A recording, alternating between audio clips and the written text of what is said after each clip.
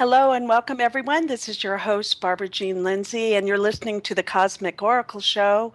It's Friday, May 19th, 2017, and we're coming to you live from Contact in the Desert and by way of Highway 29 from a good friend of mine, Linda Kluke's here with us today. And we're just having a really good time. We didn't get too overheated, and we've heard some wonderful speakers. And I was able to do the Cosmic Cafe today, so I'll be telling everyone about that. And so we also have our wonderful producer. Hi, Patrick. How you doing? Oh, fine, thanks, Barbara. How are you? I'm good. I'm really good. I'm in a really good space. Hey. You're out in there in the desert, so I'm glad that you got a room and air conditioning and all that. Yeah, I'm in an air conditioned room right now, but the heat hasn't been too bad. And I really love the desert. I lived here for like 15 years. Yeah, no. It, and so it's my home away from home. And just seeing the Joshua trees and being at the event, I was able to just hook up with old friends and make some new friends and learn information myself. That's what it's all about, learning and growing and changing, transforming, and then helping in every way that we can to make this a better place that we're living. Well, I So was also going to ask you, I bet it gets cold at night too. it does. I brought my Uggs and my sweatshirt because we're Okay. gonna, yeah, we're gonna be doing some sky watching for sure. So, and there's going to be some techniques learning about how to bring in the ships and have conversation with a, a different an artificial life form, an alien life form, or off planets was the word I heard a lot today. I was talking with these people and I don't know if they were ET or if they were Pleiadian or Lyran but they were definitely off planet. So I heard that word a lot today. I like it. And so we want to thank our listeners for tuning in. We're here every Friday night now in prime time. So I'm really excited about that. And we want to thank you for being generous with your donations. How are we doing with our donations so far, Patrick, this month? Well, let's take a look and see. Out of the 2,600 that we need, we're at 1710. So we're kind of right about where we need to be, and we need to start. Well, I don't know. We need to start picking it up. And Okay. with all due gratitude to those who have given, we need to start gunning it up just a little bit. We're about but we can't. If any more days, we're at 1710 and against 2,600. If another day or two goes by, I could actually say we're falling behind, even though we've been ahead most of the month. So therefore, please, people. Yeah, please give generously and thank you for those that have donated already. And there's lots of ways you can donate. We make it really easy for you. It's kind of a no-brainer. You can just go to the supports page on our homepage at freedomslips.com. That's freedomslips.com, Revolution Radio. And you'll hit that button, and there's all sorts of ways to support us, like $5 a month for the archive. That's what I really love. And you can just put it through PayPal. It automatically pays itself for you, and you don't have to think about it. It's less than a movie ticket, and it really helps. No one gets paid. I don't get paid. Patrick doesn't get paid. None of the producers get paid. We have over 80 shows now on freedomslips.com, and everyone is a volunteer. So we do it out of our generosity of our good hearts and a passion for getting the truth out. So let's keep it going, and we really appreciate it. And anything else there, Patrick, we need to know? No, just Okay. anything great or small helps. If everybody just gave $5, we would be ahead by $20,000 at the end of the month, That would be awesome. considering the number of our listeners. So Hmm. bear that in mind, please.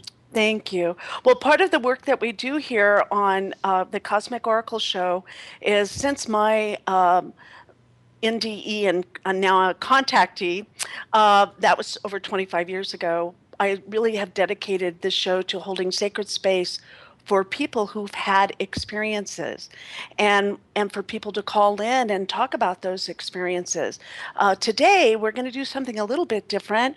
I'm so honored to have met Mary Munoz and Hannah Thoresen. They're a mother-daughter team, Mary the mother and Hannah the daughter, and they will be coming on shortly and talking about their latest book, which I've read. It's wonderful. I highly recommend it. And we'll be going through that. And it's called A Signature of an Abductee. That Signature of an Abductee. And you can get it on Amazon, and we'll be talking to them in just a moment. But in the meantime, I'd like for you to say hello to a friend of mine, Linda, and just go ahead and come on. And she's going to tell her a little bit of brief story. I did the Cosmic Cafe today, and at the Cosmic Cafe, I hold space there at Contact in the Desert. It's my third year for people to come and tell their extraordinary stories and be heard in a very respectful, honorable way. And when you have an experience that you can't really put into your reality, you don't know what quite to do with that. And so you're kind of, should I tell people, shouldn't I? And I'm really encouraging people to tell their stories. And so I hold space at the Cosmic Cafe and on this show. And for anybody I meet, usually they'll start to tell me a story. And when I start to tell my story, then it opens up and frees people for them to tell their stories. So I'd like to just introduce you to Linda, and she's going to tell just a brief story that's happened to her. So take it away, Linda. All right. Thank you, Barbara. A few years ago, I had an opportunity to listen to a lecture by Michael Tellington. I think Michael Tellinger. Mm-hmm. Michael Tellinger. And some of you may have known him or know of him. He does some research into the African artifacts that have been found, and specifically into the rings that there are, many thousands of these metal stone rings throughout the continent of Africa.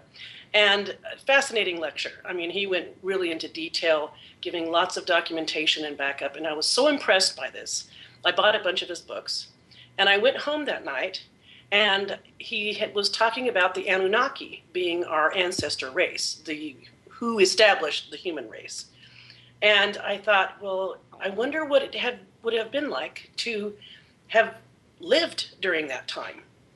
And the only thing I can tell you after having said that is be careful what you ask for, because what I got was a download of information. And it was as though I was taken back and living that life that I led back when the Anunnaki was around. And they were around for many thousands of years. So this must have been at a time when they were fully and well established. The dream opened up, and I found myself in a family. We were living on terraces that had wood tops, but they were open, kind of like the patio terrace that we have. And this is in Africa, there wasn't a lot of issue with rains and storms that would clear up pretty clearly. And we shared sleeping space on the floor with other family groups. One of the other family groups was a family of, I think, 3 or 4 men and a couple women and 1 or 2 children. My family group had consisted of me, my sister, my daughter, and I think a mother, or an aunt, somewhere like this, an elder person. And the information that Michael had given us was that the Anunnaki would interbreed with these workers that we were, the humans. And indeed, that was the case. In this discussion that was opening up when I had this dream, one of the men in the neighboring group there was accusing me of finding favor with the gods. And I was trying to convince him in a language that wasn't English that I wasn't trying to gain favor. And he believed that I was, because I was a weaver, and I would weave gold into the threads and for the gods to wear. And it was death if anybody else were to wear the gold, because this was, the royalty. So I was trying to convince him of that, and he said something along the lines of, well, then you should be careful of, watching your children. And I got this really bad feeling. And my daughter, who in that lifetime is also my daughter in this lifetime, said, oh my gosh, and ran out to go and find her son, which happened to be, she had gotten impregnated by one of the gods. So she comes running back with this child, and she's crying hysterically. And she's holding a child that looks to be like 6, 7 years old. I mean, looks like it's a big kid. But when you look at this child, you realize that it's maybe 2 in the facial structure and the features and its development. This is a young child, 2 years old maybe. And she's crying hysterically. And I knew something was really wrong. And I asked her what happened. And as she sat down this child, and it's a blonde-haired child, she sat down this child, very fair-skinned, and I could see his eyes were open and unfocused and staring. And he had blue eyes. And in the front part of his head, I could see it was caved in like you can do to a hard-boiled egg when you smash it. It was caved in like this. And I got the message, he died instantaneously. And so now my daughter is inconsolable. She's screaming and crying, and I need to do something. Because here this man in this living arrangement that I've been in has very subtly, accused me or referenced that something could happen to one of their children, one of my children. And now this has happened to my grandson, which it isn't my grandson. That was the other part of the download I was getting. Mm-hmm. The children that were impregnated that we got were the God's children. And when they reached a certain age and didn't need their mother anymore, they were given to go into the palace. And then they dealt with them there. And throughout the rest of that download, I had to go and tell the gods, whoever was at the time presiding or ruling, that this child had died. And it was, if I had told the god that it was that what this man had told me, I knew that I would have been banished. His entire family would have been killed. My family would have been banished to the outer outreaches. So the civilization, the community, the city, it was a city of thousands of people, was so huge. And all of our, the kinds of crafts that we knew was so specialized that no one knew how to do something else that somebody else did, because there were only just those certain mm-hmm. groups. So as a weaver, I knew nothing about harvesting or growing anything. I knew nothing about metallurgy. I knew nothing about anything else. And there were other people who knew only just those things. So when I went to the gods, truly everything that we got was from the gods. We got our pots and pans from them. And yes, we cooked on pots and pans. It was a stone table, like a cooking island. And the pan, which was metal, we took it and we put it on the stone, and somehow the type of stone it was and the connection with the pan and would heat it up. But when you took the pan off, you could touch the metal or the stone and it wouldn't burn you. And they have that technology now. So that's how we cooked. That's what we used. All these things were given to us this way. So I went to go tell the god what had happened to this child. And I basically lied to him, which was at that time, in the rest of the download that I got, was unheard of because we thought they knew everything. Hmm. But what I did was basically saving this whole man's family and my family too, because we would have been banished. We would have been put on the outskirts, and the only thing you can do on the outskirts is whatever it was that you did as a living, and mm-hmm. how was a weaver going to fit into that? So you would have been killed instantaneously. Yeah. So that woke me up, and pretty flabbergasted. Yeah, so it's where it's almost like a past life and a lucid dream and Oh, yeah. a multi different dimension all at the same time. Yes. But it's definitely a wake up dream. Oh, Wake yes. up and what's the significance to you and your family in this lifetime right now, you know? Yeah. I So mean, interesting. yeah. So Yeah. I, that was an experience, and it wasn't like it was it was a dream. I have very vivid dreams. Yeah. This was like I was there. yeah, yeah, I woke up feeling, oh my gosh. yeah.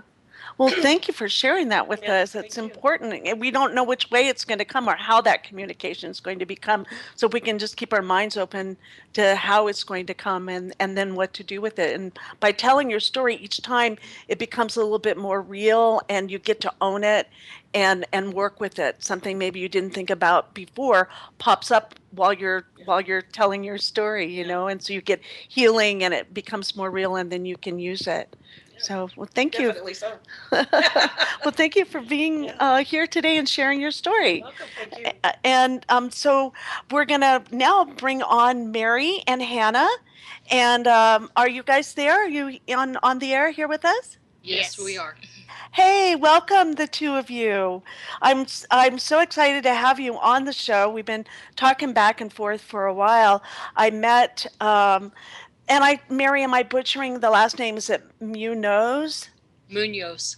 Munoz. Right. Yes. Yay, Mary Munoz and Hannah Thoresen. And so, with the two of you, what I thought, I met you through Misha Johnson and her show, and we had a nice talk, and we ended up doing. Ended up doing some readings for you, and we just had this instant connection. And so, I just really wanted to share your story with our listeners because I think it's extraordinary in several ways. And number one is that you're a mother-daughter team, and so it's a generational, transformative and illuminating experience of a lifelong paranormal occurrences and spiritual awareness.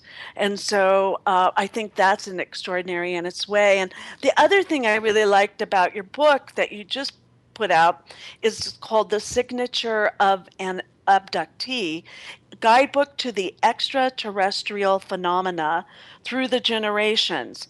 And it has a beautiful cover to it. And it also is like a guidebook. So I learned quite a few techniques that I'd like to, we'll start to talk about that with our listeners. But if we could first maybe just start about, can we start with you, Mary, with your first? I know there's some references to your father and starting to be aware and to be awake of these extraordinary happenings with your life that you thought everyone was having these experiences and till you figured out that maybe you weren't alone in this. Yeah. When I started having my experiences, my first original experiences was about 3.5 to 4.5 years old.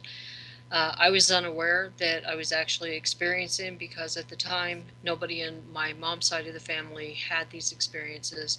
My father and I had been separated before I was born. My mother and him had divorced. I had moved to New Mexico with her at the time that the experiences started. They could go back further, but we haven't investigated that through hypnosis yet. And it was at the age of 15 that I had 3 occurrences which happened here in New Mexico just outside of Moriarty. And these occurrences really affected me very strongly. The first one was a light. It was a ship that came up and it paced alongside of our vehicle. I talk about it in the book. And then it disappeared within seconds. The second time was in approximately the same area. This time it was earlier in the afternoon and it was daylight and it was a silver ship. The third one was a light that was seen by my mother and my grandmother. My sisters were asleep in the back of the car. It was later in the evening and we were coming back from Santa Fe. We had taken a road trip around to Santa Fe to show my grandmother. And this light went into a cloud and the cloud lit up as though it was daylight. You could see the shape of the cloud and you could see everything about it. And we were all kind of shocked about this. And then the light came out of the cloud and it darkened again. Initially, we thought maybe the light was a helicopter and it had had an accident. We didn't know what was going on, got struck by lightning or what have you when the cloud lit up. But as we were traveling back, we were watching this and it caught back up with us and it paced us and it started zigzagging back and forth to the car. And it really concerned my mother. Well, about 3 years later, this happened in 1978, and I was 2 years later, in 1980, in the spring of 1980, I had received a letter at school from a classmate, and it turned out my biological father had been working in Albuquerque, which is only 30 miles from where we live, and he approached somebody from his work and had her son give me a letter. Well, that kind of created a whole hornet's nest in its own. But in time, I decided to contact him, and I did, and we finally met. And when we met person to person, I looked at him, and the first thing out of my mouth is, "Do you believe in UFOs?" And at the time, I had no idea. But he was the director of MUFON for many years. He had been, That's fascinating. I just find that fascinating. It's like like a whistleblower, a deal breaker. It's like a aha moment. yeah, Not it, everyone can say that. yeah, it was really shocking. He had worked at NASA. He works for the laboratories in New Mexico. He's now retired, but he started sharing with me stories of him as a kid and things that he had been experiencing. And I found out later on that it just wasn't him. It actually went to his father, his mother, specifically through his father, and grandparents, aunts, uncles. Just people started coming out in his family that were having experiences, and that's when I found out it was generational. And so then that's when, and the way you discovered that is when you had your daughter Hannah. Was it were you already prepared that that's a real possibility, or were you in denial, or were you, Total, where were you with total that? denial, Ah, total denial. Hannah came about. I wasn't supposed to have children because of some mistakes I had made in the past, and I had a 2 3/4 hour missing time event when I was driving truck across Wyoming. Um, we were going through a snowstorm. I took over at Laramie, and I remember waking up behind the wheel of the truck, and I'd heard about hypnosis, sleeping hypnosis that you can mhm. get when you drive, for long distances like Well, we and did. you were a truck driver, a professional truck driver, right? Yes, yes, One of I. were you a few of, there were very few female truck drivers at the time, or were there more than? They were starting to come out. This is back in 1988 when I started driving truck. The incident occurred January 1st, 1990. I was with my partner, which happened to be Hannah's father, and we were, like I say, we're going across. When I popped back in the truck, I didn't want to look to my south. I didn't want to look up above in front, and I sure didn't want to look to my left. I stuck my hands on the steering wheel and bared down as tight as I could, and I pushed the foot feed all the way down until, yeah, I was pegged at 85. I have no idea how fast I was going. I knew I wanted to get somewhere where people were. I knew that if I got a ticket, I was very happy. I could care less.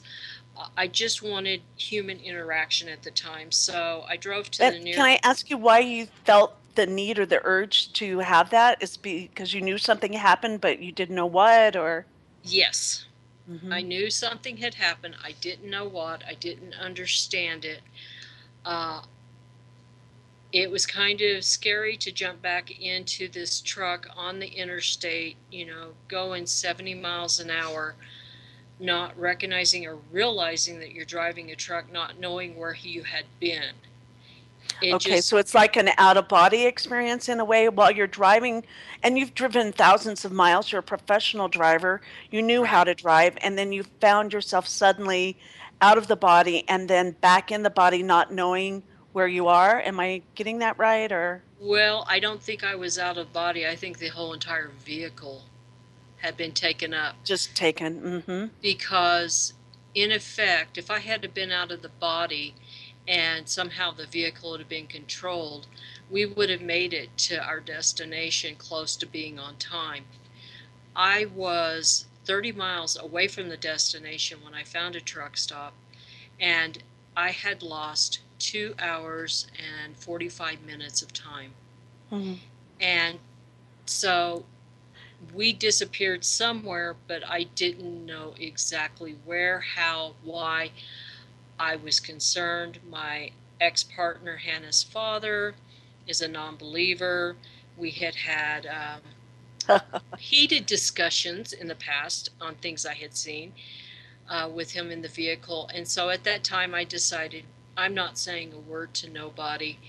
I pull into Little America truck stop. It's approximately 6:05. He jumps out of the sleeper. He gives me many, many words. Why didn't you wake me up? We're running late on this load, blah, blah, blah. And all I did was get out of the driver's seat, jump in the sleeper, and I went to bed. And I didn't wake up until we were at St. George. And 9 months later, I was having my daughter. Which you couldn't have children. Exactly. Huh? So it made you wonder. I was confused for many years. After I had Hannah, I was very protective of her. I didn't understand why.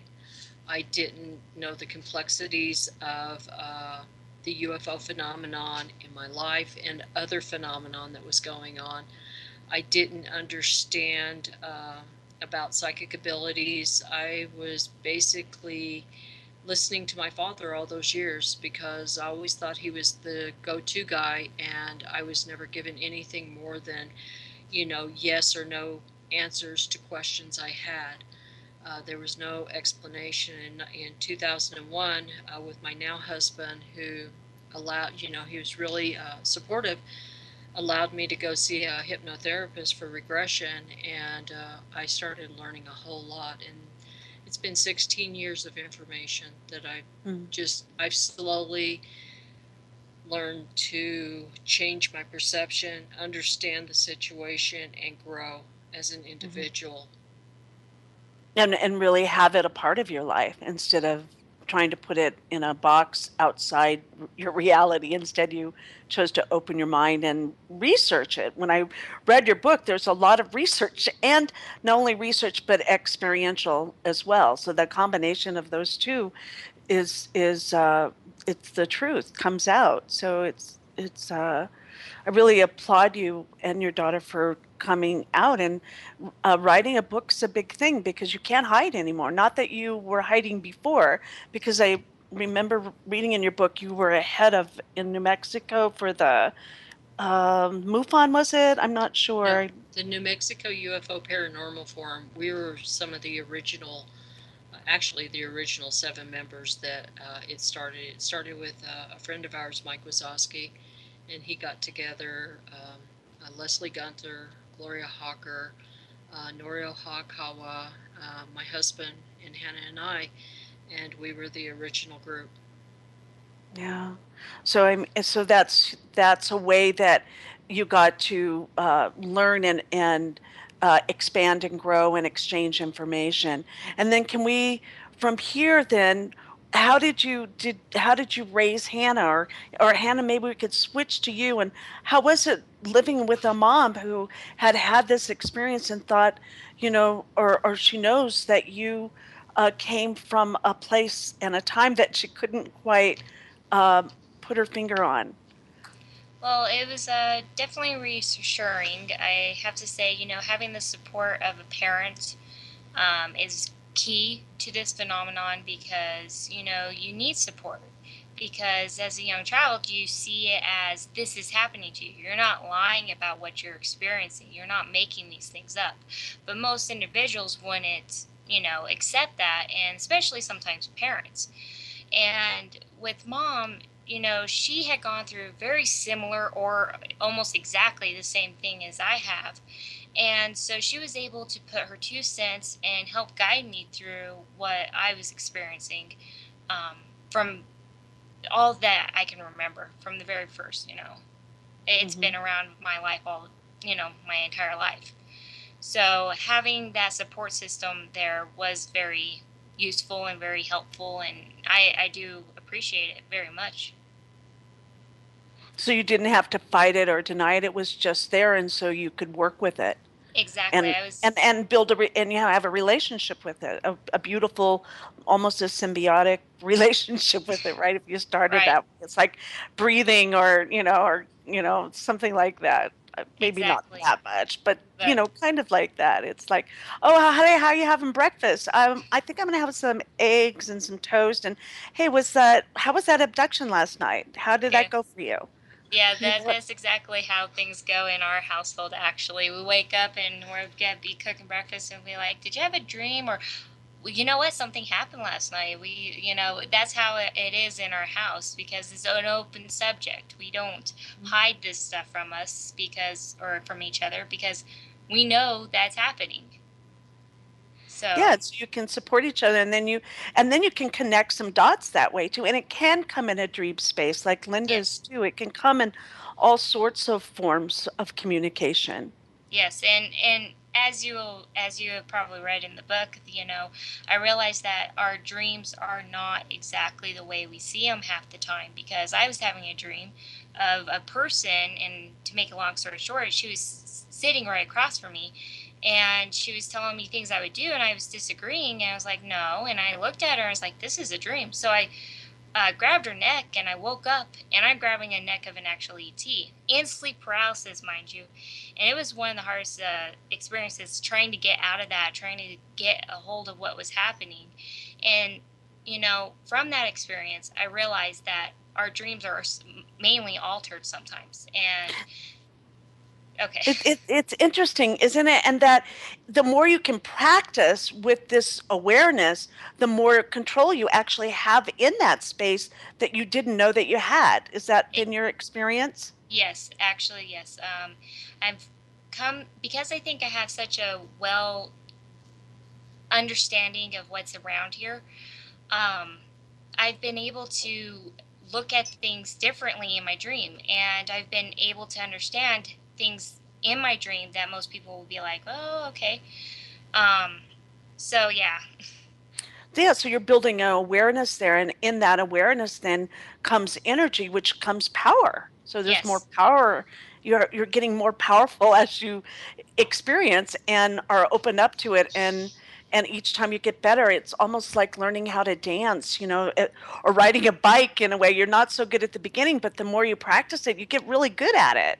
yeah, and then you realize that you do have power in this phenomenon.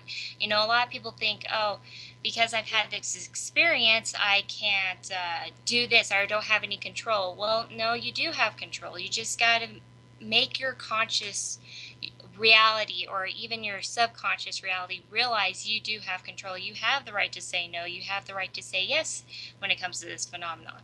Hmm. It's true, Yeah. and it just takes some time or patience. Do you have anything you want to say to that, Mary?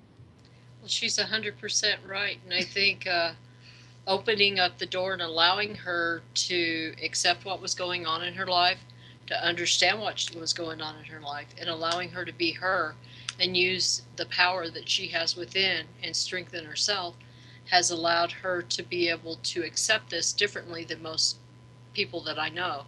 Most Yes. individuals in this phenomenon, I've run into a lot of people who are scared, who are in fear, who feel as though they have no power, but the truth is you do. You have Right. power. Hmm. You have to know it, believe it, and live it. And Hmm. that's what it comes down to. Well, and another thing too I really liked about your book is that you give it's a handbook. It's not just, well, this is my story and there it is. Kind of like, but it's your story, and then you give different ways to deal with certain things, and I love that part. Yeah. And that's what I like about this. I've tried to write my story 20 times plus. I lost count how many times I would write it and throw it away. And how it came about with Hannah seeing the owl and having that experience, being told that we need to do this, and she approached me on it, and then knowing that I was trying to find a way of doing it without causing a lot of conflict for us, I turned around and we looked at the 52 and 72 signs of abduction, and we decided, hey, let's base it on that. Let's base our lives on what they have found out through other abductees. And so we put it together, and we were able to show how to go through this, see what it is, and understand you're not crazy. Not only you're not crazy, there's something can be beautiful about this experience because you're being transformed, you're growing and becoming so much more than what you were. Exactly. Exactly. And a lot of fear had been put into me prior to. But that And came Mary, from my father. yeah, and that's a whole learning process in itself, right? Yeah. And learning about power too. A lot Yes. of us came here to learn about power. Oh, that's what power is, or we come from a planet where everybody plays nice, everybody's loving and respectful and honorable, and they don't do all the things that are doing here. But there's also part of us that have come to make change, and I just see you guys in that team of making changes here that need to be made. That's our So, goal. Yeah, we hope to bring some clarity to people's abduction and make them more empowered. Yeah, we've seen a lot of people over the years, especially the years in the New Mexico UFO paranormal. We've been approached by a lot of individuals that had confusion, fear. They didn't know what direction to go. They felt that somebody had the answers for them, but what they didn't realize is the answers were within themselves. And being able to understand that your dream is maybe not just a dream, that the situations you go through are not just situations, and you're not seeing things that are out of context. This is a true phenomenon that's really truly happening, and we want you to grab a hold of it, not be afraid of it, empower yourself to go further with it so that you can be a success. And that's what it's about. And Mary, can I ask you, or actually Hannah, the owl inspiration for the book? Can you talk a little bit about that, Hannah? Yes, actually. So I've been in this phenomenon, all my life, and I was, to a point where I didn't really want to be a part of it as much anymore because I was having experiences. I was okay with that, but it was really talking with people and experiencing things with people because, they looked at my age. The age was a big thing. You have a 13-year-old telling you something that, you just like, they're making it up. So I was kind of not into it as much. So one night I was having a dream and I was outside of our porch area and I see this owl and he's about 4 foot tall or so, and his feathers are just draped over him. And everybody in a classic in this phenomenon with like a ET, they see the eyes, but it was the feathers that caught me off guard. And so he's saying something to me, and I have the impression it was a male. I don't know why, but I can have this impression of what gender it is, or what they want to portray at least. And so it was telling me things that I don't remember. I wish I remembered what it said. But then I looked at him and I was like, "You're an alien." I said it in my dream. I knew it was an alien. And it's not the first time I've done that, but I just thought that was kind of funny. And so as it kind of progressed, then he turns into the god Loki. And the god Loki is the god of trickery and shape-shifting. And so I knew he did that because he was hiding it. I think the reason why I saw him as Loki was because he was hiding his true form. So he was telling me some other things, and he said, "Don't worry about it, just go with it." And I'm like, okay. So, and then it kind of, when he turned back into an owl, and then he grabbed my wrist, and he was looking straight at me, and then I woke up. And so then all of a sudden, just came out of nowhere, should write a book. And then I'm like, me and Mom needed, because Mom's been wanting to write a book, and she always gets stuck. She always gets, frustrated about this phenomenon because there's so much to it. And me and her just kind of just started talking and sitting down and writing, and it just kind of progressed into the situation it came into. That's really cool, and it's a collaboration of both of you, just like you're doing today. I know when I first gave you your first reading, if I remember right, it said something like, "You two are like one being." Yeah. Yes, you did. And I didn't know you at all, but I just get that sense there's such a fluidity There is. between the two of you. It's really beautiful. I'm sure that our listeners can not only hear that but feel that on the show tonight. So I can feel it again, and so it's really beautiful. And can you talk a little bit? I think what we're going to do is talk a little bit about some of your stories, and then when we come back after the break, I really like to get into like the nuts and bolts, like talk about implants and nosebleeds and some of the physical having to do with having contact sometimes. And I talked to you earlier about black lights and things like that. So I would like, and some tools that people can use, like the stones, some beautiful stones. I like your descriptions of the stones and your artwork. So I'd like to talk about that after the break. But before the break, if you would share more of your stories, like maybe the missing time, your mom, that was a wonderful story, or the one, if I remember right, with the interdimensional one with your husband, whichever one that spirit is, guiding you to tell our listeners today. If we could have maybe like one story each from each of you that you think that would help serve our listeners in a recall of some of either an abduction in a dream space or and it doesn't have to be an abduction either. It can be, a healing, right? Yeah. Yeah. Well, I'll let you. Yeah. Okay, sure. The one that comes to mind, and I think this is where I learned that extraterrestrial beings have a sense of humor. I was driving across I-10. Like I said, my ex-husband and I did not see eye to eye on this phenomenon, and we had had many arguments in the past, and we were headed just outside of New Mexico into Arizona on Interstate 10 going toward Tucson. And I was just sitting in the jump seat, he was driving, and I was just looking out at, the distance of the mountains and just the desert landscape. And all of a sudden, I saw this cigar-shaped ship. This ship must have been 500 to 1,000 feet long. It was big, and it was approximately 300 to 500 feet off the ground. And I watched it, and I looked at it, and I thought, no way. And I was like, okay, he cannot diss me on this. This is actually true. I'm seeing this. It is here. And so I turn around and I look at him, and I said, okay, now call me a liar. Call me an idiot. Call me stupid. Do what you want. Look out the window over here. Look what I'm seeing. Look at this thing. And he goes, what's over there? I said, a big ship. You've got to see this. So he leans over the steering wheel and he looks and he said, where am I supposed to look? I said, right back over here. He said, there's nothing there. And I turn and I look and it was gone. And I thought, uh-oh.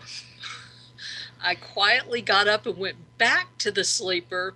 And I thought, well, why did you show yourself to me and not him? And at the time, I was frustrated because I so wanted him to believe, because this is just a part of my life and something that I had lived with. And he just, they told me basically in time, not right away. I understood because of his disbelief and where he stood, seeing them could have caused him harm. He wouldn't have been able to understand it because he wasn't in a place to understand what I was seeing.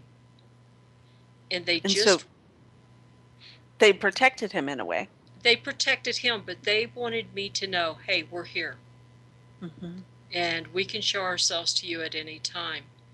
And later on down the road, and this is where we kind of go in the military infrastructure, I have worked with calling in the ships, and I have known I've had the ability for a long time, and on long drives I could actually call them in just by thought perception. Well, we want to talk about that for sure.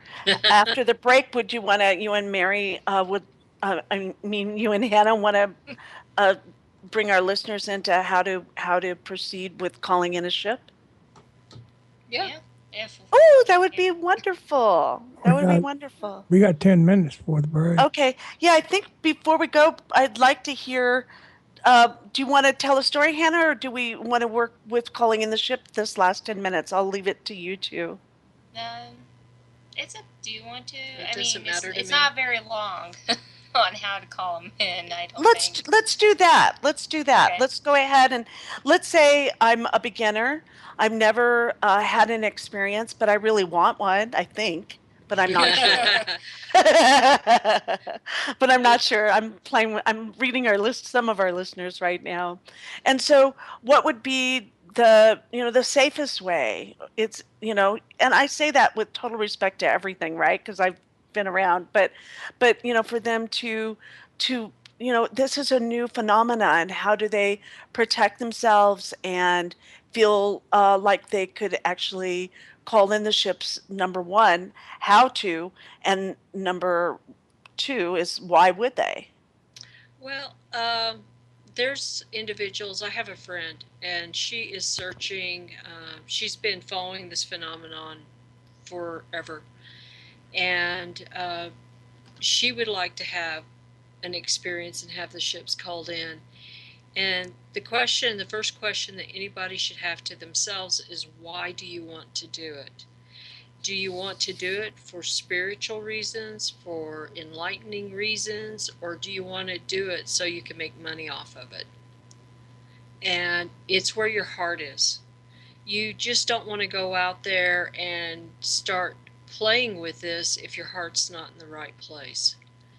You need to understand that these beings look at us and they want to see a loving heart. Well, they look at us in energetic ways. Sure. Yes, and they look at us in energetic ways, and they're not always going to show themselves.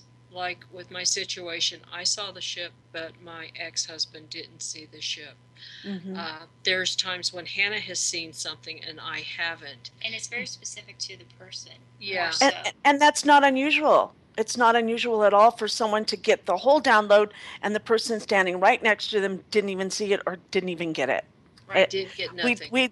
We had people today at the Cosmic Cafe we had two people tell that story, that no one else got anything. Yes, and see, that is the thing. So it's where you're at and whether they're prepared to show themselves to you. And if you're prepared for yourself. And you're prepared, yes. Honestly, you may not consciously be aware, but there may be a reason why you aren't supposed to remember or not see it. Yeah, and you may be experiencing, not realize it because you're following the phenomenon, and you don't remember, and there's a reason, because you're not ready. You're not ready for what you're going to find out. It goes all the way back to an incident that occurred with me, where the language came up for me, and I had been given an opportunity to do an experiment. Let's just put it at that. This experiment was going to break down the electromagnetic waves so that we could see the ship. I started speaking the language the second time in my life I had done it. And I kind of freaked out. I didn't know if it was coming from God, I didn't know where it was coming from. And the voice told me that you need this to protect yourself. So that's the next thing. When you call in the ships, you need to know that you're protected, because there's not just one race of beings out there. There are hundreds of races out there. And actually, that can bring up a good point, because I don't usually talk my language, and I had recently did it on Misha's group, and I had intrigued because we had this interesting dream about a spider, or I had gotten, I'm going to have a spider being visit me. It was like a spider, and then Mom had a dream of a spider visit, and my husband had something interesting happen with him. And so we did some work and we found out that the being was interested in what I was saying, and it wasn't necessarily good being, it was more of a negative. So we got to kind of watch out who you call in. Mm-hmm. Yeah, you've got to make sure that you're in a protected zone. And sending out the intent is a big thing. In sending out your intent, that is the key. The key is having your heart in the right place, making sure that you're safe, and then just sending out in love that intent. You don't want to go out to them and make them feel as though you're going to harm them, because they're not going to show up. Or say, okay, prove it to me, because they don't have to prove anything. They don't have to prove nothing. You have to prove it to yourself. Yes. So. And I know in your book you talk about doing a protection grid on your house as a protection, and would that be something you would be into teaching our listeners a way that they could do a protection of their home or their house or their body before they go ahead and call in a ship, or do they need to really know who they are and why they're here first before they call in a ship? You know, what's ship being protocol here, ladies? You want to call in somebody that is going to be for your highest good. You want to call in somebody that's going to teach you something that is a benefit, not something that's negative. You want your experience to be a positive. Even if negative happens, you want to remember the positive. You just want to bring a lot of love and a lot of life in what you're calling forth. And it's all in your intent. It's all what you say. It's all how you present yourself to them. It's like us communicating right now. What is our intent? What are we trying to say? That's how you would do it with them. And I feel here with us too. I can feel your group here, my group, all the listeners. You know, we were talking about that today, that we're not just us talking. There's a whole group of beings here that are listening and having a conversation as well with us. Yes. They're kind of like guides. Yes, they are. Yes. Yeah. You can call them guides. Yes. Some people call them angels. Right. Yes. It's really how I think our mind, either or them, can alter how we see them. Yeah, in the situation. True. Yeah. If they make it more comfortable for you. That's right. True. Yeah, and talking about in a shamanic way, Earth natural being compared to an off-planet being, the energy is very different in those two.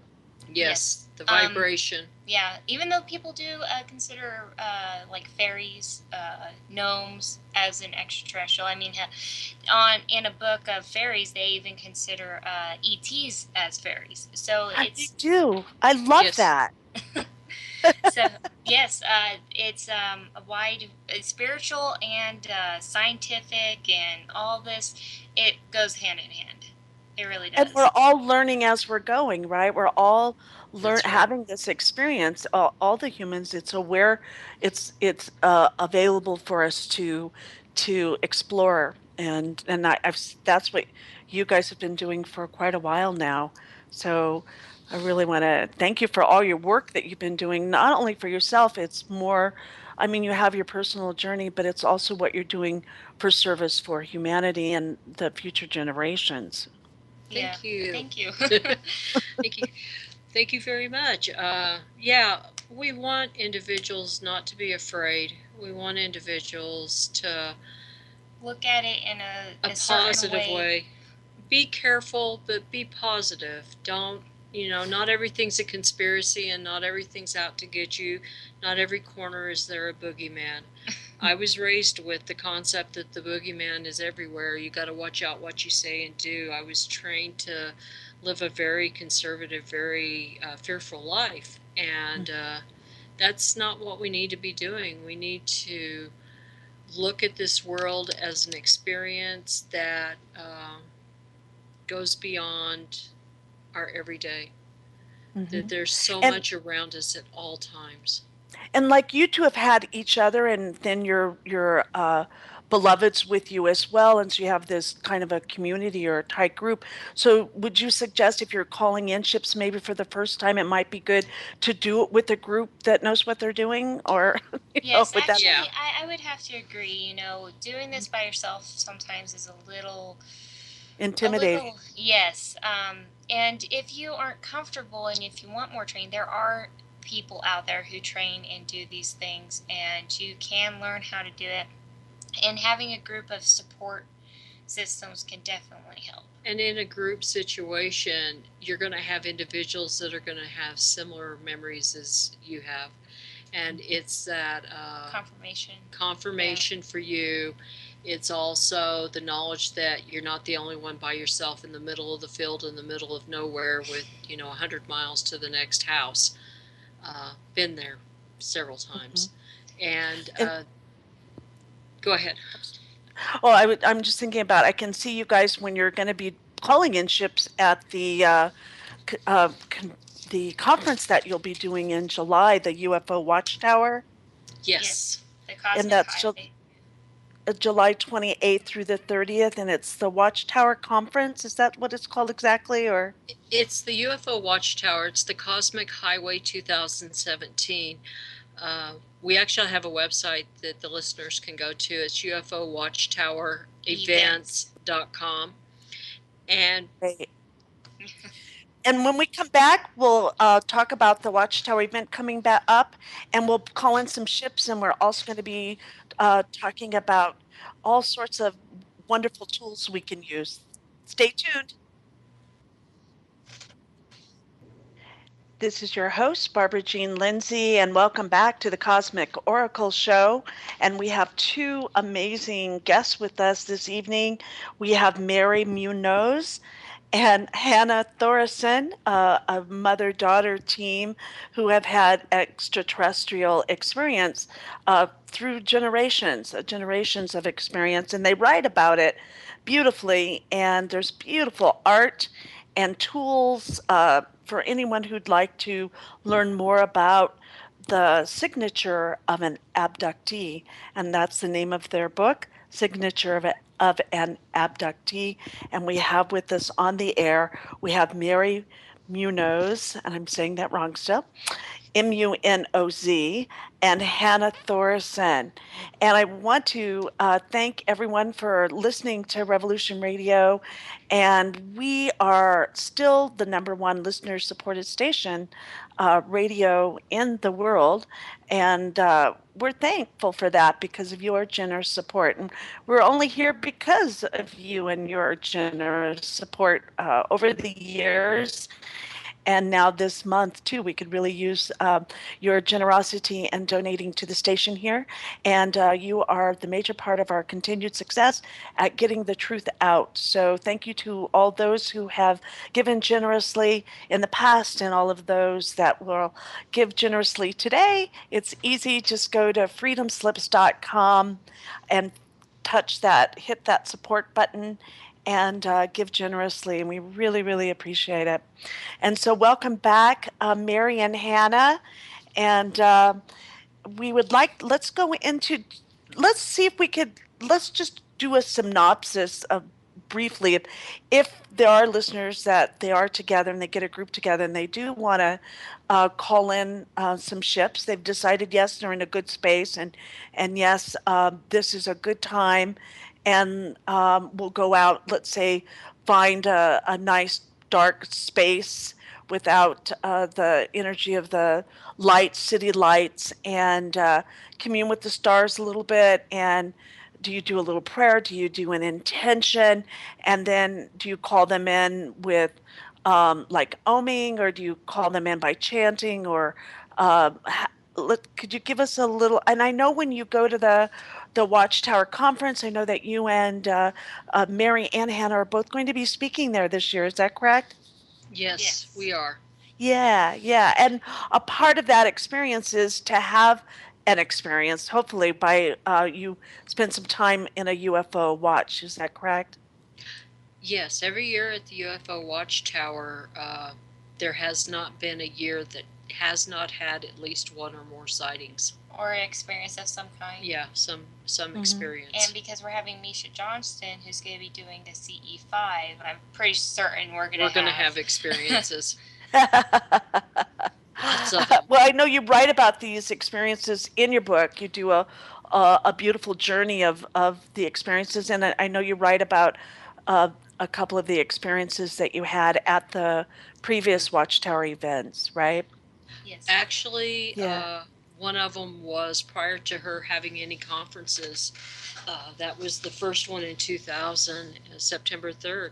And we had 5 of us and 5 different encounters. Yeah. 5 different people had 5 different situations within the group. And one of them was a complete non-believer. The other one, I don't think he believed too much.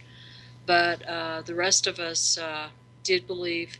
And we sent out the intent, and well, you mainly sent out the I intent. mainly sent out the intent because I wanted to talk to him. I wanted to know why all this was happening. And my husband. Wait, I might have misunderstood you. Did you say you sent out a text? No, Intent. Yeah, send out a text. Wouldn't that be so much nicer? Yeah, just put this in a text form and send it to the universe, and can we have it by 5 o'clock tonight? With all the knowledge too. All right, you know. Yeah. Well, so all of this takes some time. Yeah, but yeah, it happens. I mean, if you're in the right place and your intent's right, the thing about this one is I'm the one that sent it out, but I'm the one that slept through it. I remember hearing the ship above the tent. I remember that, but then I went fast asleep. But you also may have had some help from your father. Yeah, my father was involved in this one too. Mm-hmm.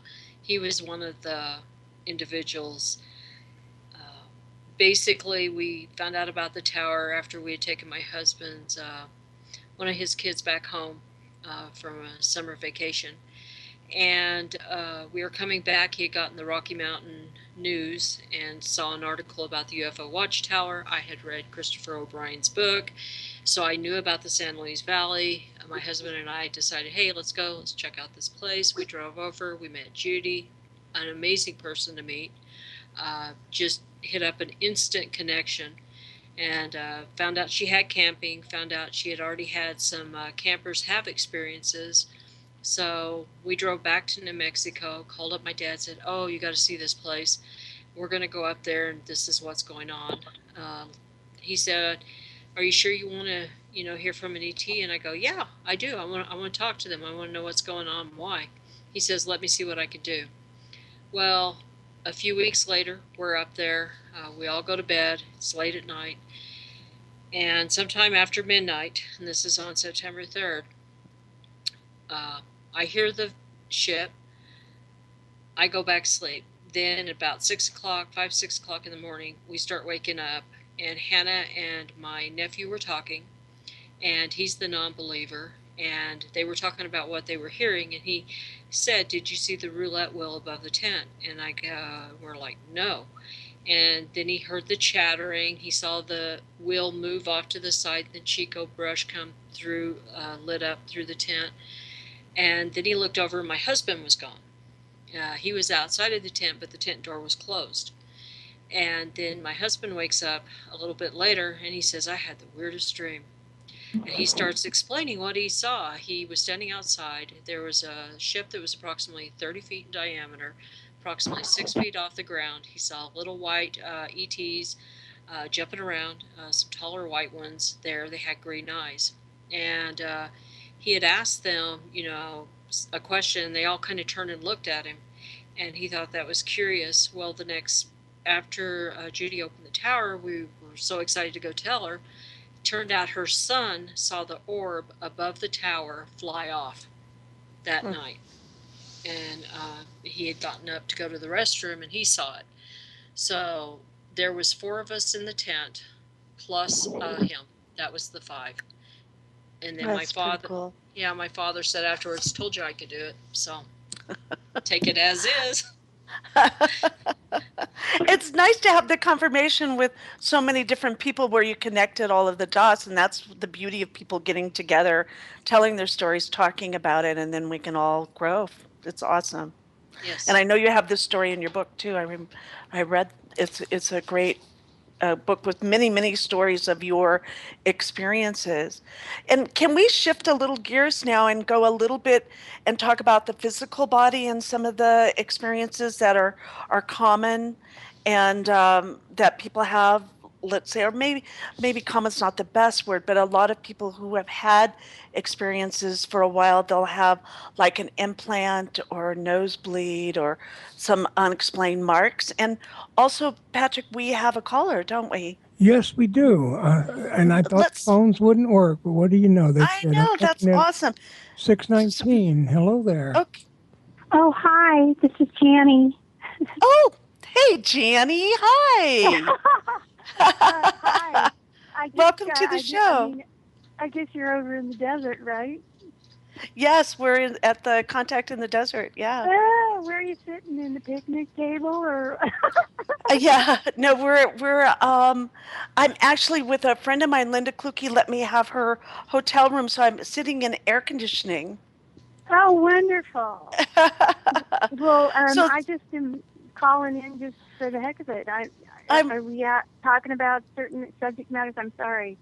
Yeah, I didn't no, we know. have we have Mary and Hannah on the show, and they're just, we're starting to talk about some of the physical um, things that can happen with having extraterrestrial contact. We got Do you another want to call. start with that? Oh, we have another call. This is Oh, fantastic. Well, maybe we'll take the next call too. Janny, is that cool with Yeah, you? And, take that first. Yeah. okay, hello, 858? 858, are you there? Hi, I think this is me, Linda. Okay. All right. So we have Linda on the air as well. So, well, thank you for you called in earlier. You talked about your experience. So just stay on the show with us. All right. Thank you. Okay. Thank you. And so, Mary, would you want to go ahead, or Hannah, and can we talk briefly about implants, nosebleeds, unexplained marks? And does that set off fear in people right away, right? Or not, or how to deal with those sorts of things? Well, the one thing about abduction is that the physical signs are there. Whether people recognize or realize that their physical signs from abduction, or just that they bumped their arm and got a bruise, or their leg. Sometimes when you see a mark, you'll realize that, hey, that's abnormal. Something happened. Other times you're like, well, maybe not. We actually show in the book several marks that were actually on us. Example would be one that was on my upper right arm. There was a line of bruises that made a unique shape. And it looked like in a few of them, when you got up close, that maybe there were needle marks. Well, the sign of when you get a bruise, they will disappear within 24 to 72 hours. Well, not a bruise. An abduction. Yeah, an abduction. Bruise. Yeah. An abduction bruise. They'll disappear between 24 and 72 hours. They don't go the whole, week or 2 weeks that it takes for a normal bruise, and they don't change colors. They don't go to the yellow, the green. They're there and then they're gone. And a lot of times have shape to them. Yeah. Not abnormal shape, but actual structure to it. Yeah, we show it. Go ahead. When I read that in the book, for me, that was a big clue for me. I thought that was a real solid information that I could use, because you want to just kind of, oh, I fell down, or you want to just, not be aware. You want to be in denial of it. But if we can be vigilant and aware of these things, that they know they really don't fit in a normal context. Right. Exactly. Yes. And that goes with nosebleeds, that goes with any really true physical manner. If you have a nosebleed out of nowhere, or you wake up with blood on your pillow, and you're hydrated, that it's moist out, and you didn't rub your nose, you don't have any sinus issues, and all of a sudden it's there. But it can also correlate with a dream, or you knew something happened. You have to be vigilant and kind of take notice and start taking notes. Write this down. You know, you can't say the first nosebleed you ever had to do with an abduction. You just log it, keep it there, and then in the future, if it happens again. And when you log these, try to remember the things that may have occurred, like a dream, a memory, A feeling. a feeling, kind of like I joke kind of in the book. This is my favorite chapter, or my favorite section of a chapter: to pee or not to pee. That's important. Most people don't realize that. Say you have 5 glasses of tea before you go to bed. Well, if I have 5 glasses of tea, even hot tea, I'm going to be up 3, 4, 5 times a night to the restroom. And if I have that tea and I go up, or I have that tea and I don't wake up once that night, and I'm awake or asleep that entirety, and then I come out to go to the bathroom the next morning and I barely need to go, or I don't go at all, then I had to go to the restroom somewhere. That 5 glasses of tea just didn't disappear. It went somewhere. I don't know where. Was it on a UFO? Was it in another situation of a government installation? You know, the possibilities are just, you know, out there. It could be just about anything. And so I have to start looking at my environment. What did I dream? Do I remember dreams? That's when I go to my daughter or my husband and say, did you have a dream? Because usually if I don't remember, Hannah will remember, and she'll say, yeah, I did have a dream. And we'll start correlating our dreams. And it's always good to keep a log or a knowing of certain things that you do as normal to abnormal. Yeah. And to talk to someone about it, right? Yeah. To have someone that you can talk about it. Yes. Yes. Yeah, yeah. And so when you, let's say with the implants, nosebleeds, markings, can we talk a little bit? One of the tools that you gave, I thought was, I had read about it, but I had the aha moment, is I really needed one, is the black light. And can you talk a little bit about the one that you recommend is, I don't have it right in front of me, but the Woods black light? Yes. Yeah, it's a UVA black light. It's you got to be careful with black lights because some of them will be damaging to your skin especially if you use them too much. They can cause cancer or things like that to occur. You don't want to get the ones that they use in rock cutting and things like that because they tend to burn.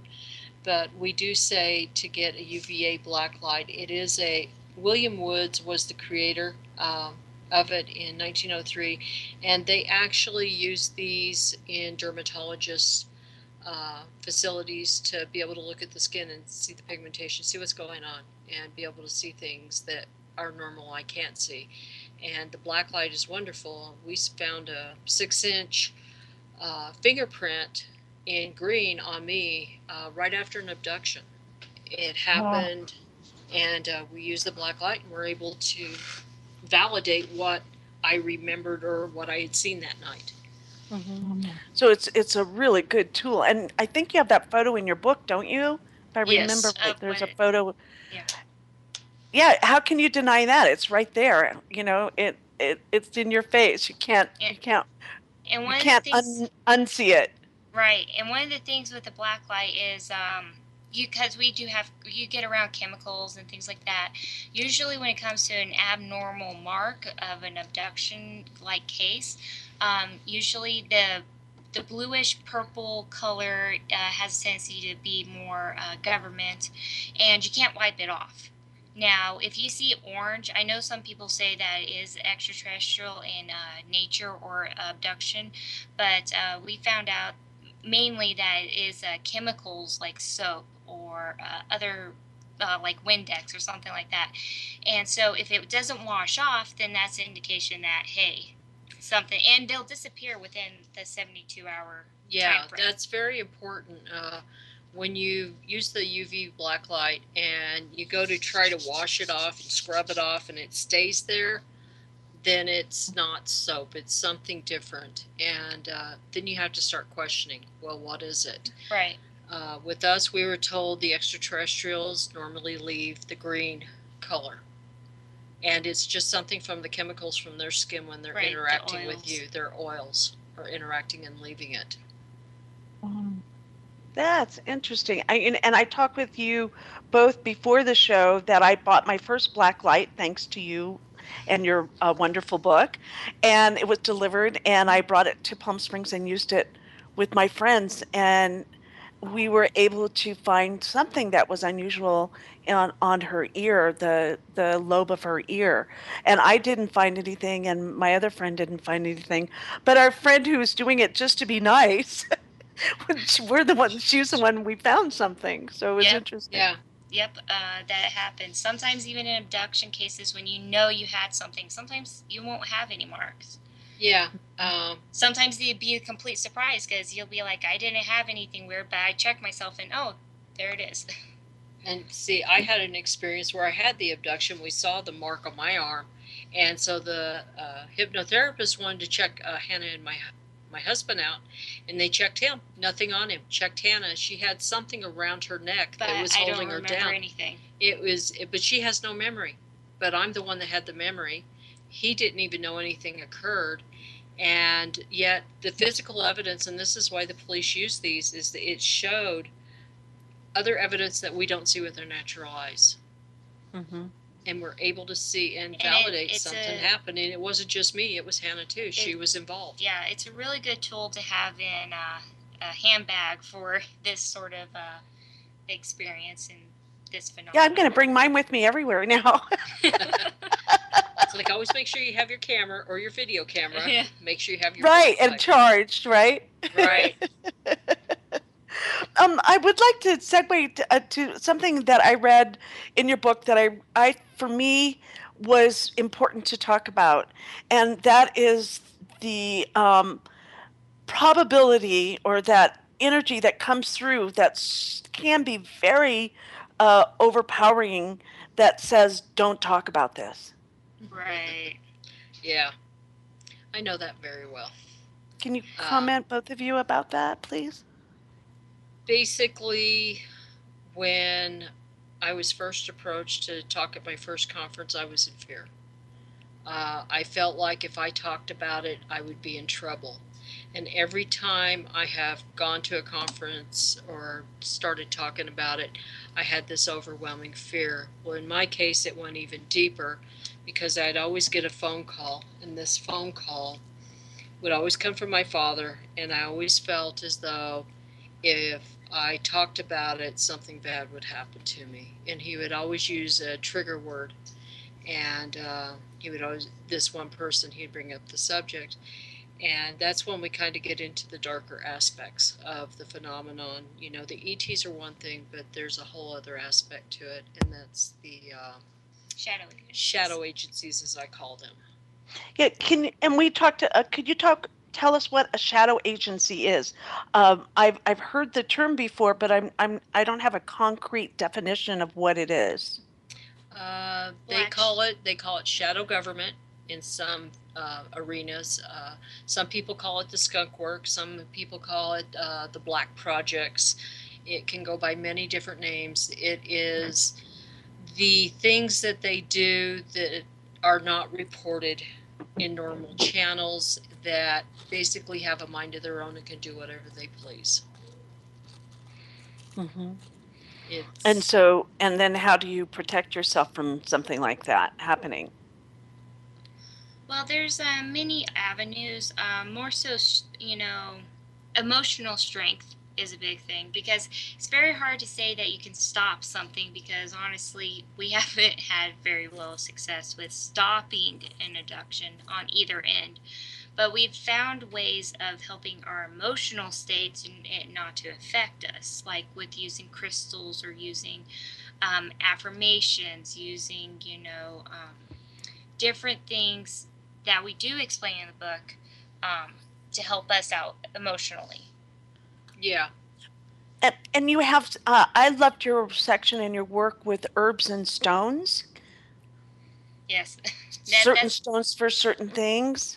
Right. There are certain stones like I know many people don't always believe in stones, but there are certain stones that you can use for protection, whether it is ET or even government. I've had success in both. And one is Apache Tears. You know, most people may have never heard of them. Um, and then there's also like so many other ones.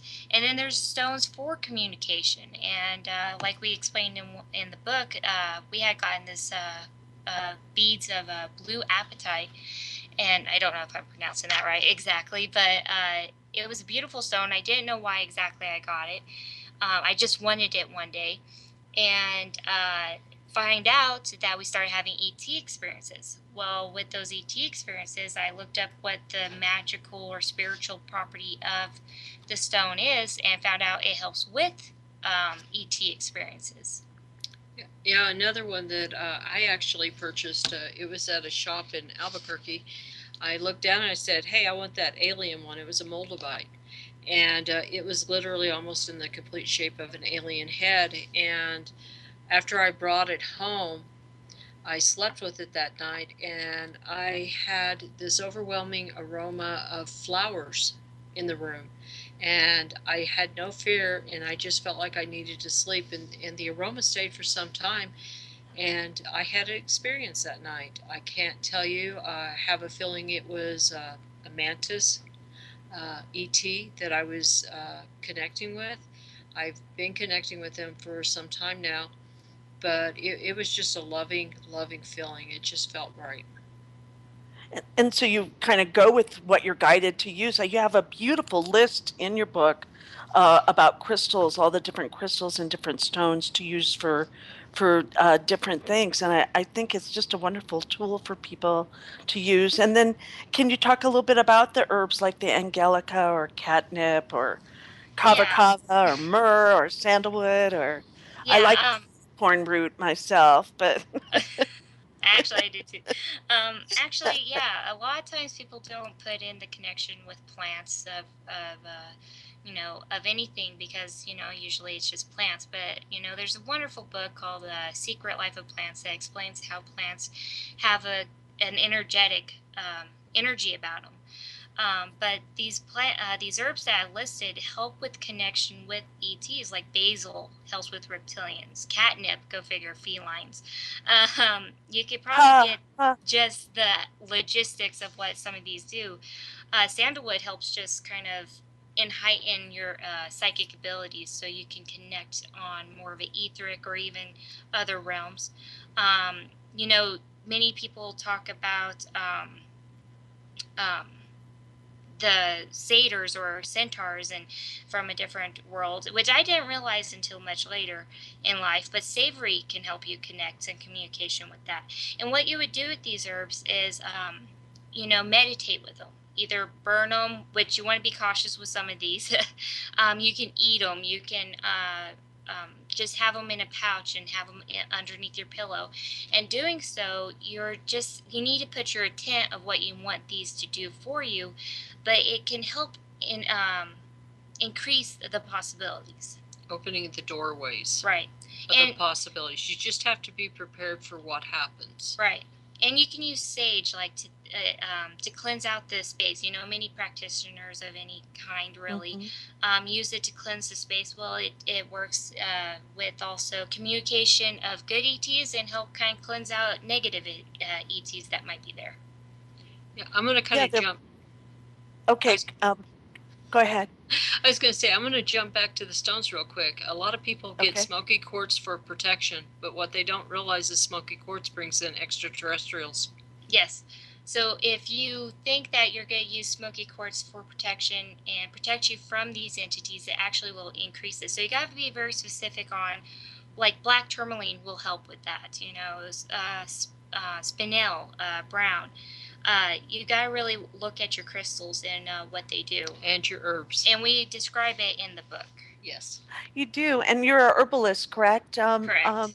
Hannah, yeah, and so you've done your work on this, and you know it from not only the herb itself, but then by your own experience, kind of like you're a science project in a way that you're discovering this through having experiences. This is what's been working for you, and it's like passing on a good cake recipe or something. It's like Exactly. I have found that these herbs work for me, and some of them were like I thought were wonderful, like the elder is protection from reptilian race and connection to the fairy realm.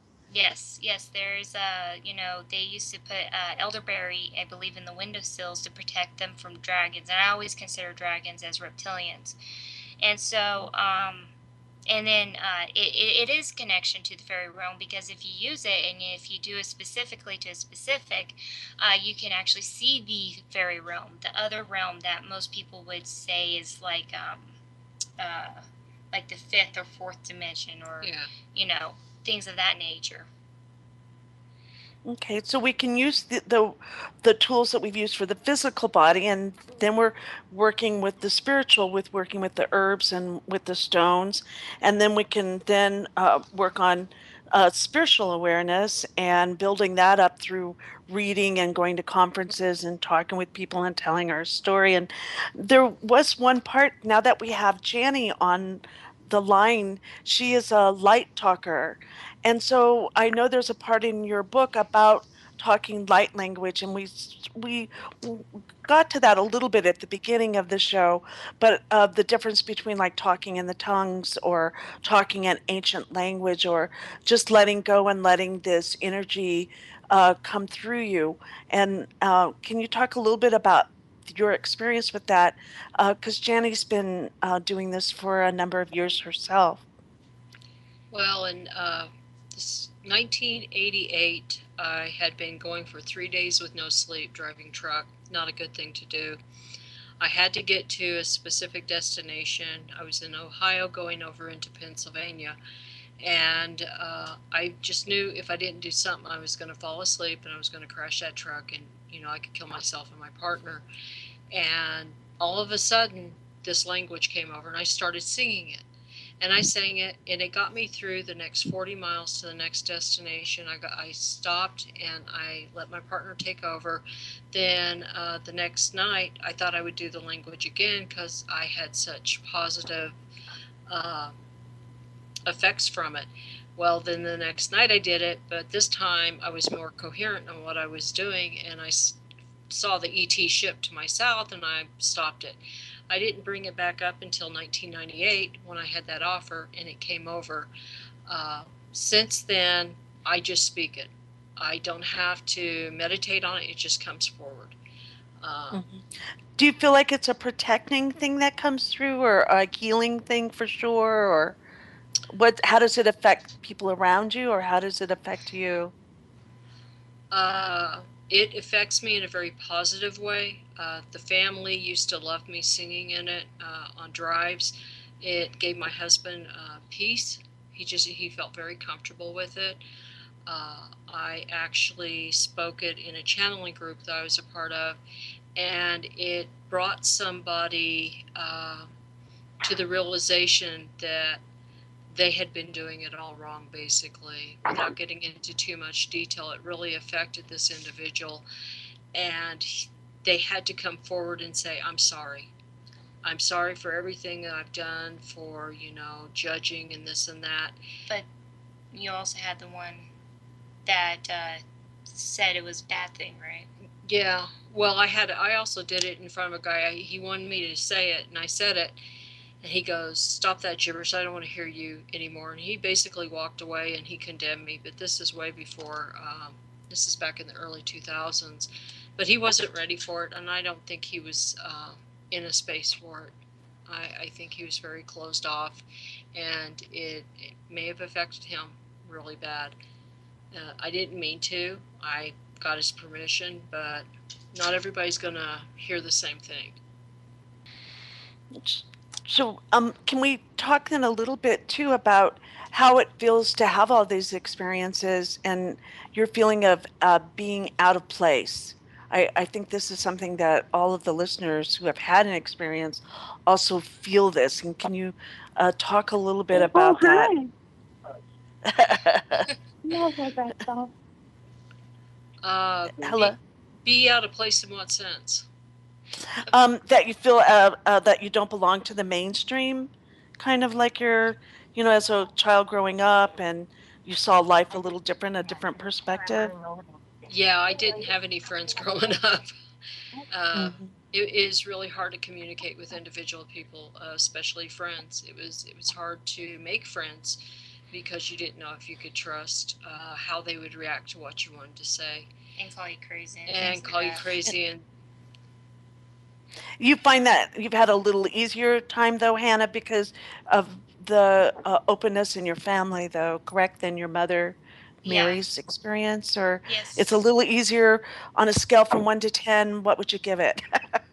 Well, probably an 8. You have those That's individuals that, really yeah, wow. yeah, That's amazing. yeah. with the family, it's okay, but outside the Well, family, her even friends in school, well in school, yeah, I freaked them out with Yeah. it. But honestly, I can talk to somebody and they can take it or not take it, and you know, oh well. If they don't believe me, they don't believe me. That's their personal perception. Um, but I think because of my generation or even younger children that are being born and being raised, the more we talk about this phenomenon, the more that people are going to want to be open. And so people in my age group right now, when they're my age, they're going to be talking about this all the time, and it's not going to be a big deal. So people are going to have a more open communication. yeah, I actually met a lady, and we just started up a conversation, and she started sharing all her experiences and her abductions. And I said, "Boy, we would love to have you come and talk to our group." And she goes, "No, I could never do that." And I go, "Why?" She says, "Because I can't let anybody know what I'm experiencing because they would judge her." And here she is isolated, you know, living a very isolated life out of fear. And I think when you come over and step over that fear, you and realizing that people are going to be judgmental, but that doesn't mean they have to affect you. You have, the ability to affect yourself in a positive Right. way. And once you say it once and you say it the second time, it gets easier, the third, the fourth, the fifth. And there comes a point where it doesn't matter anymore because you know it's true and you're sure within yourself. Yeah, and So it sets you free, right? There's a freedom with that. Barbara, Yes. I'm going to have to hang you up and call you back. Let's do that again. Okay. Thank you. That crazy sound thing. I'll be right back. My friends. Okay, she's hanging up now. And hopefully I'll be able to pull her back in, no problem. Okay, here I go. Her Skype tends to do that towards the end of the show, and I don't know why. that's interesting. Well, where is she? I hit add to call. Uh-oh. Let's see. Barbara, if you can hear me, call me, okay? I'm hit. There you are, okay. Barbara? I see you. Did that work, Patrick? Yes, it worked Awesome. fine. It always does. There she goes. Oh, she dropped again. Oops, yep. Oh boy, let's see. One more time. I had to hit 3 times, I think, last time, and now it's doing it again. Barbara, if you can hear me, call me, okay? Skype, call me. Wait, there you are. Oh, there I am. Okay. Dropped again. Okay, now you're fine. Okay. I tried it twice, but I got in the second time. So, Good. all right. Well, that's our friends coming in and wanting to talk, and having an experience. We talked earlier about bringing in all of our guides and having them have a conversation here today. I did want to take a moment. Janny, did you have a question for the ladies about the light language that they speak or anything like that, or are you good, or is she there? Is she just listening? Hold Okay. Hold on a sec. Okay, well, we can't really do that. So once you get it, just say hello again, Janny, when you're ready. Okay. All right. And Linda, did you have anything you wanted to add to the conversation, or are you just happy listening, or? Oh my gosh, this is so interesting. I'm going to get that book. Hi. Fantastic. Fantastic. I think Okay. I can Yeah. talk now. Can Okay, you hear me? Janny, if you'd like to ask a question of the girls, that'd be awesome. Yeah. Like Barb said, it started coming through me quite a while ago, and one of the things that I find, what I feel it is that the extraterrestrial that comes through me in the sound of sound. It's like sound healing and language. Is that I'm not really channeling her. She's just me, and I think that we have different parts, different aspects of ourselves that exist interdimensionally. And so right now I'm Jan and I'm a human body, but I'm also Tria from Venus in a different dimension. And so we're not supposed to know that kind of thing because we would probably lose our mind, and it just takes a while to integrate it. But I'm integrated now. And one of the things that I find difficult is that she vibrates at a very high vibrational frequency. And so when I bring her into my dense human body, my dense human body gets wiped out. And I love doing her and bringing her in and transmitting her high vibrational frequency to people that are around me. However, it taxes my energy, and I really need to lay down and sleep afterwards. And I wish there was a way that I could alleviate that issue, because she really brings forth some beautiful, incredible frequency that is supposed to come. And one of these days I'll do it more often, but I have to just grapple with the taxing of my human body because of it. Do you have any advice for me? With us, with the language, we're being taught the language, whether it's in the ethereal or whether it's during the physical experiences. And I'm finding that if I just allow the language to come through without forcing it and allowing it to be there, I get strengthened. I don't get it taken away from me. I actually get empowered by it. And to me, it's a very personal, very spiritual aspect of this phenomenon. I just love. When you do it, when it comes through to you, do you also, aside from the language, do you also transmit like toning, sound, does that happen for you? I sing it in the music.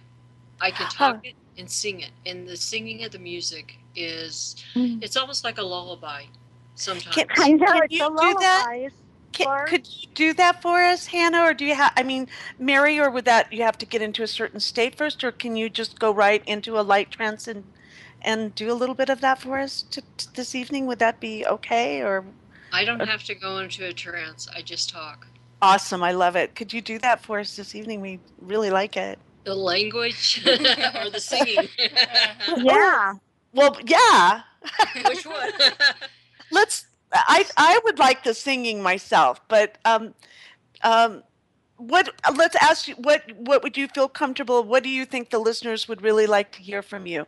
What does your spirit say that you would give you the most joy? Would it be for the speaking the language or singing the language? How's that? Probably speaking. I feel more comfortable. Okay. I'm not the best singer. We normally don't sing or I've never talk sung. in front of people too. Yeah. Okay. I understand completely. And it's like quite a breakthrough when you just go, okay, here I go, I'm going to do it. And then after you do it, you look around and people are looking at you kind of strange, like, whoa, what the hell? It goes with the territory. And then I just want to kind of slip away into the darkness. Go hide myself, Okay.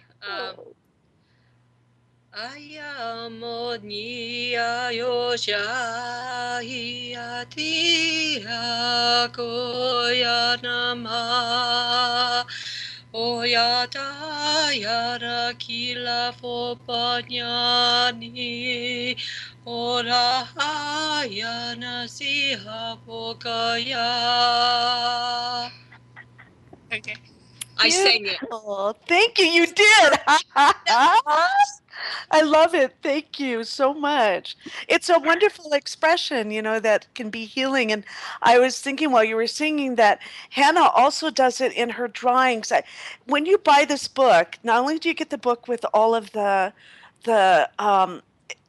these wonderful tools, but the drawings are just exceptional. And especially the photograph of the fingerprints, extraterrestrial fingerprints on the window are pretty cool. Yeah. That's That page one. That was fun. 139. That's like awesome.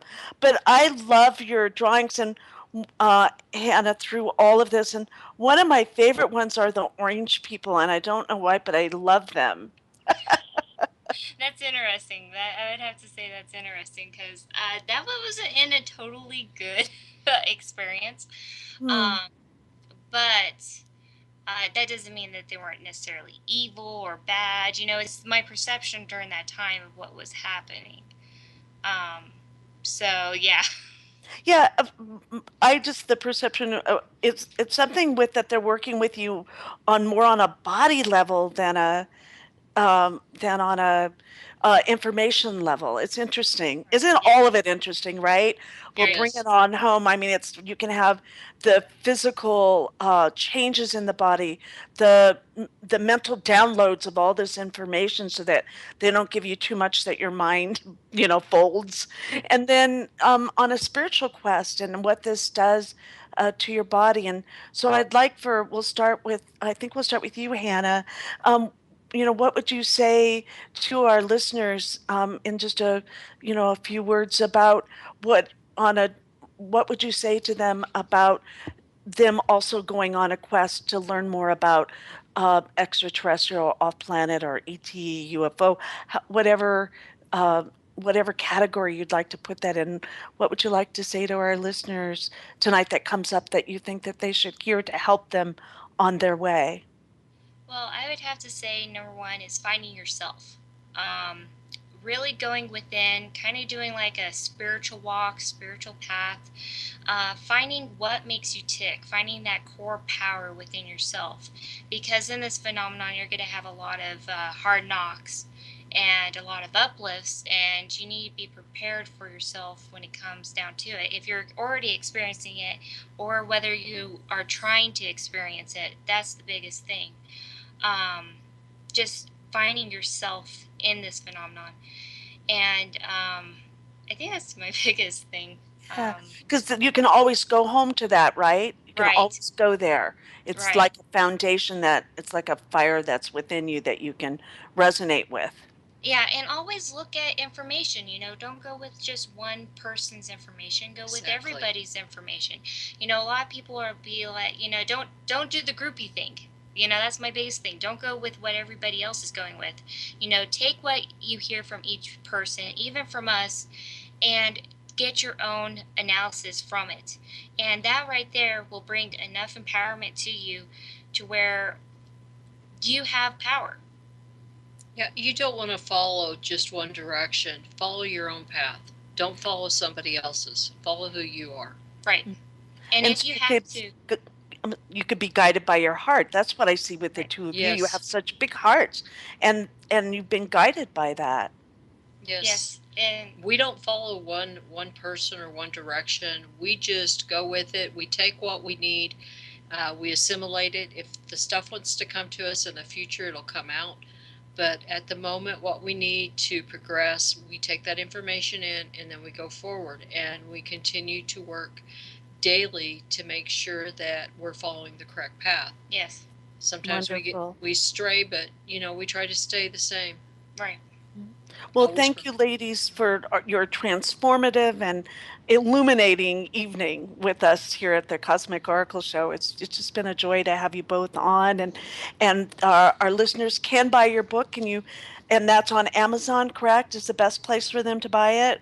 They can buy it on Amazon or they can purchase it through us directly, and we will hand sign every copy.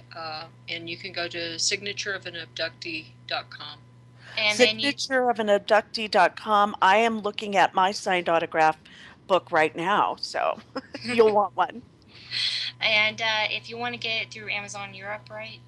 Yeah, they have it on Amazon Europe, and I believe Barnes and Noble's picked it up now, so you can get it just about any location or Create Space.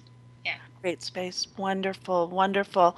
And then also you'll be at the UFO Watchtower conference. You'll be speakers there on July 28th through the 30th. And they can find that information by going to UFOWatchtowerEvents.com and Correct. also on Facebook, Facebook comic. Oh, that was good. Sorry. Hey, you have to find your humor through this, right? If that gets you Exactly. anything, dude, that's some of the best medicine to take along this journey is to, roll with it, not take it all too seriously. That is very good. Oh, Yes, yes. we have a sarcastic sense of humor between people will be like, really? It helps. So you're available on the Watchtower conference info is available on Facebook / Cosmic Highway Events.com. Oh, no, that's the website is cosmichighwayevents.com. Did I get that right? No, Nope. UFOWatchtowerEvents.com, and then the Cosmic Highway 2017 on The event page. the event page For for Facebook. Facebook. Yeah. Got it. So you can always go and get this information and see the girls there and get your book signed by going to their websites and going out and checking out the UFO phenomena yourself and experience information yourself and talk to your friends, tell them your story, and where we go together, and all of this information that's coming to us today and every day, hopefully. Yes. Yes. Yes.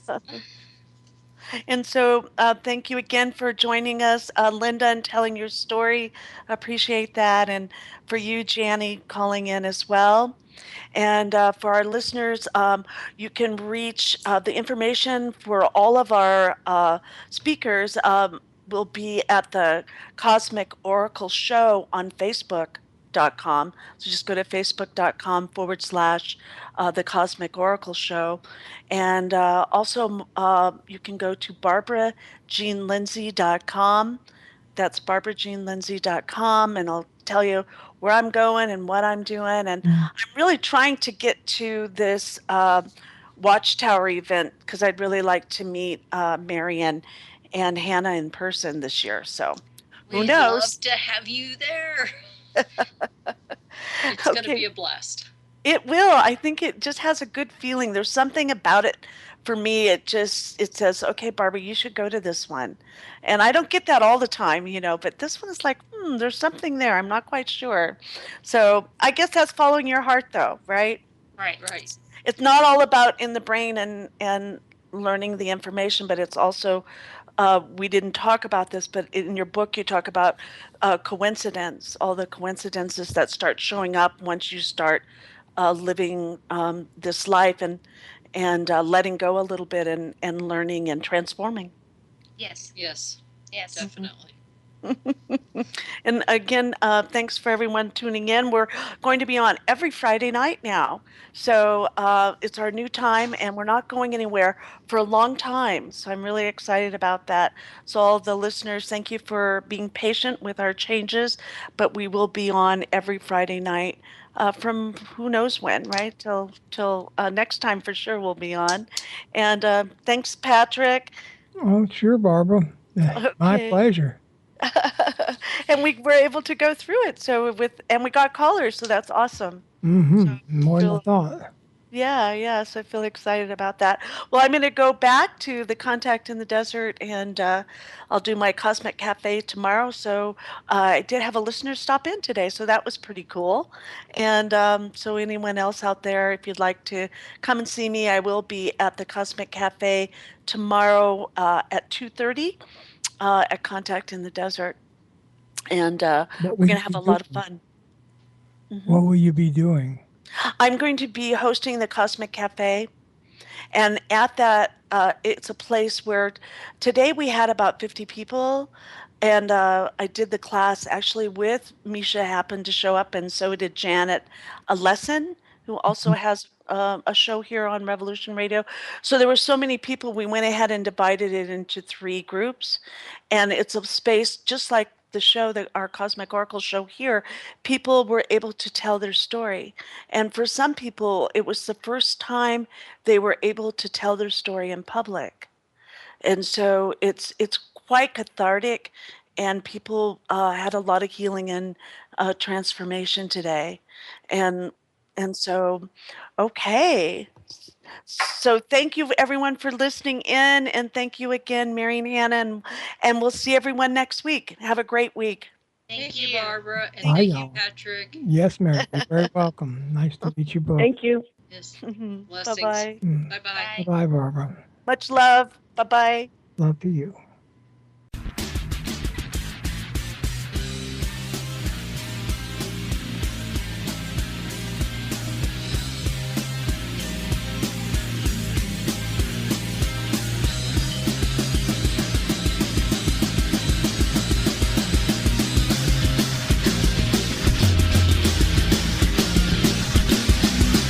Thank you for listening to Revolution Radio.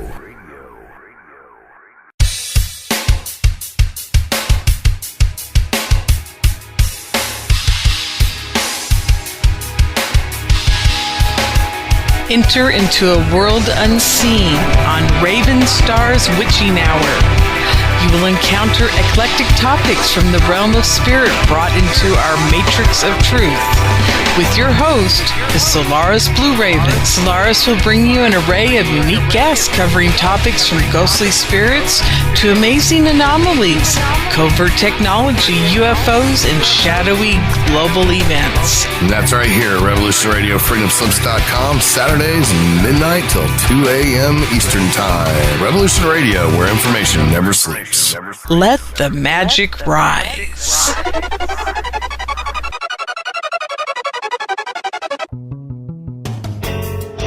Hi everybody, it's me, the Fetch, host of Inside the Eye Live.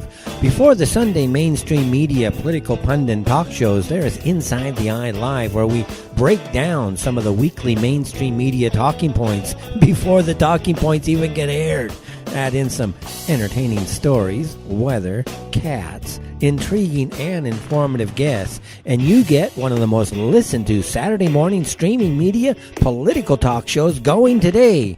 And it's all right here on our flagship station, Revolution Radio at freedomslips.com. So join me, the Fetch, for Inside the Eye Live every Saturday morning at 10 o'clock a.m. Eastern.